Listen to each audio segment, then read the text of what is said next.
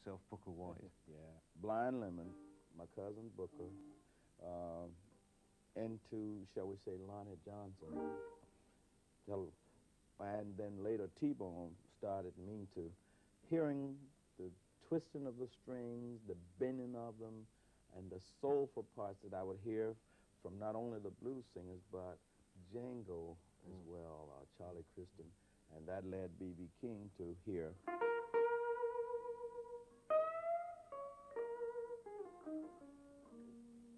Sounds like that. And the vehicle for that all this time has been this very famous lady here. I say that because I suppose it's the most famous guitar in the world because she has a name written at the top is Lucille. Yes. You're kidding, aren't you? I mean, you've got 6 Lucilles at home, haven't you? There's not just one. Don't tell anybody, but I've actually got 4. Yeah, I have 4. I used to loan them to people. I gave away a couple, then I loaned some, 2 or 3 to guys, you know, people that I thought I knew, and they never did get back with them. You know, it's kind of like loan your lady. You never do that. You never. If a guy want to take your lady to dinner, go with him. To get back to your own career, something then happened in the 1960s. Suddenly you became an internationally known player. Yeah. Someone who was not just making what we call race records, as they used to be known as, and just working small clubs and so on. It was starting just a little bit before that. We started to notice that a lot of the young white kids were starting to listen to what I was doing. And then we did The Thrill Is Gone and made a tour with the Rolling Stones, and then we had what they call a crossover. Then people that had been listening to even a lot of the rock groups that was popular at that time was playing blues, and they would say, oh, I listened to B.B. King and I listened to others like him. And our audience started to change somewhat. And when that happened, then I started to travel around the world. But I must say this to you, John, in the beginning of my career, even though known mostly by black people and records sold mostly to black people, I never had a young black following at that time. It was always, I'm speaking of when I was young, it was blacks my age and older, never younger, even in the beginning. I used to envy Fats Domino or maybe Little Richard and many of them because they had the young blacks, or James Brown all had the young blacks. I could never have them. It was always my age and older. So as I got older, my audience seemed to get older. But the people that was with me, though, from the beginning, have always stayed with me. You must have felt at some stage that there was that time when, do you remember that record by Martin Mull? It goes in a sort of satirical thing about young white blues players in the 60s. And whereas the traditional blues thing is, woke up this morning, blues all around my bed, he started the song, woke up this afternoon.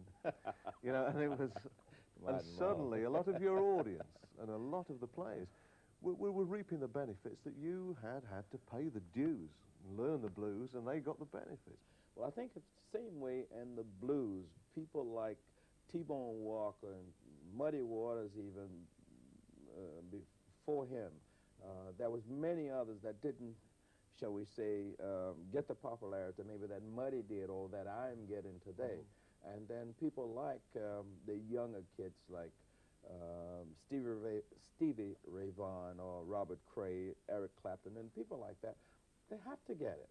They have to get it. And I'm glad that I was one of the, shall we say, the explorers, if that's a good word, in the beginning to kind of start this trend. And hopefully that it will continue to even get better. And so, no, I'm a little different from some of my colleagues. I've never been bitter. I was only envious a bit when some of the new stars or young stars today that are able to play in places that I was not able to play in, or they was played on the radio or got breaks along those lines, that I felt that I was doing the same things that they were, or maybe they did some of the same things that I had done, and they were getting these breaks and we could not. But other than that, no. No, I'm happy for them. Yeah, this end of your career, of course, as we stand now, you're starting to get the breaks. Yes. You've had honorary degrees, which wouldn't have been thought of for a sharecropper when you started out. Right. You've had Grammy Awards. You've even played with the Royal Philharmonic Orchestra. Yes, oh God. Do you regret that you weren't that sort of musician? I regret that I didn't go to college and learn to play as those type of musicians does. I would like to be able to play anything I see. Now, I read, but very slow. I play chords, but badly.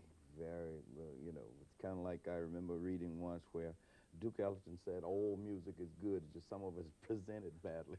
I present mine quite terrible sometimes. But I would wish, I wish that if, let me put it this way, if I could live my life again, there's two or three things I wouldn't do that I did before.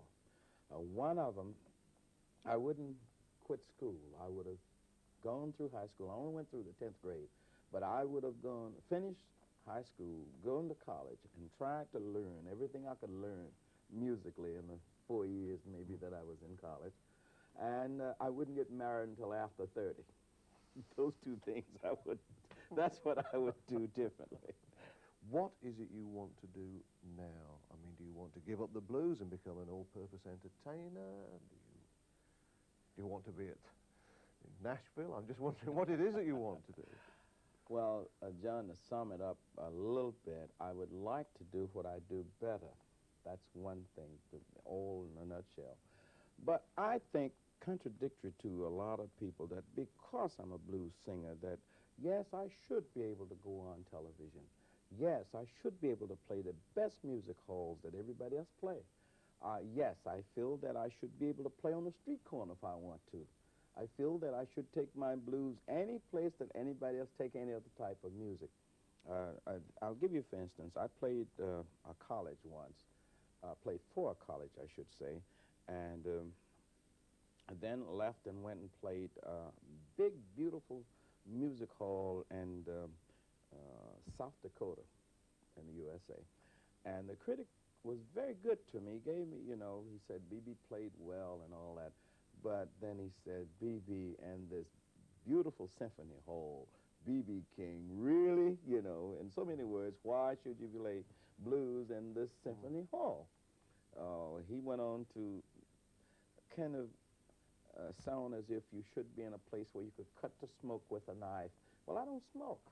I was happy and pleased with him complimenting me, but I felt a little sad that he felt that because I was a blues singer and a blues musician, that blues music shouldn't be played in this beautiful hall.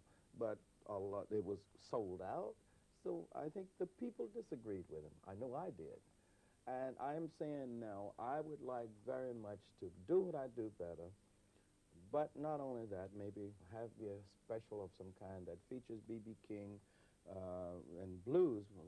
Big Science is a blues show, but then bring in maybe Mick Jagger and bring in Eric Clapton and let this be a special, but at least a tribute to the blues. And this is one of the things I'd like very much to do. And I think that if this can be, then a lot of the people that doesn't know that it exists really, or have said with preconceived ideas that I don't like it, I think they would like it. And that's one of the things that I want to do. Well, that's what you want for your own future, to do everything that you're doing now rather better. Yeah. At the moment, I think it's a good time to look into B.B. King present and see what you're doing now. This is a concert that was recorded at Tufts University, Boston. B.B. King and the band playing the blues.